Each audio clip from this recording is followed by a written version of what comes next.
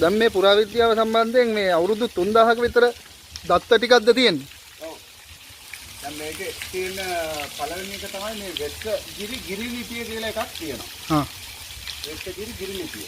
වෙස්සගිරි ගිරිලිපියේ සඳහන් වෙන කරුණුත් එක්ක ගත්තාම මේක අවුරුදු 2000ක් 3000ක් විතර පෞරාණික ස්ථානයක්. ඔව්. ඊටත් වඩා ඉහළ ස්ථානයක් තියෙන ඉතිහාසයක් තියෙන රාවණායුගයට සම්බන්ධ. ඒ වල පුරාවිද්‍යාත්මක සාධක ඔප්පු කරමින් යනවා. ඉතින් ඒ පුරාවිද්‍යාත්මක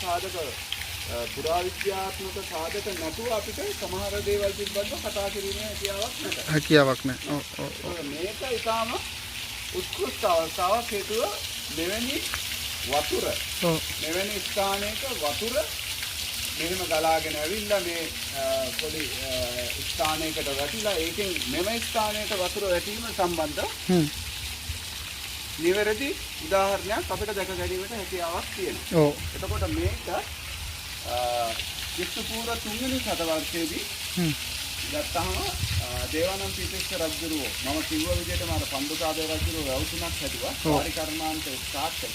ඊට පස්සේ ගාමවාපි, ජයවාපි, අබේවාපි කියලා වැවුතුණා.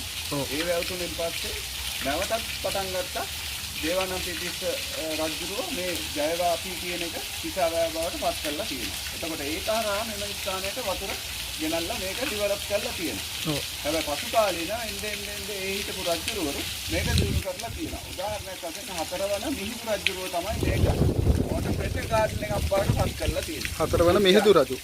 හතරවන මිහිඳු රජුරෝ. එතකොට එහා පැත්තේ සෙල්ලිපියෙත් තියෙනවා. ඒ සෙල්ලිපි වල සියලුම සෙල්ලිපි වල සඳහන් වෙනවා හතරවන මිහිඳු රජුරෝ මේක වෝටර් ජල උද්‍යානයක් බවට පත් කර බවට සාධක තියෙනවා. ඒ සාධක දැනට ක්‍රියාත්මක කරන්න පුළුවන්. අපිට බලා ගන්න පුළුවන්.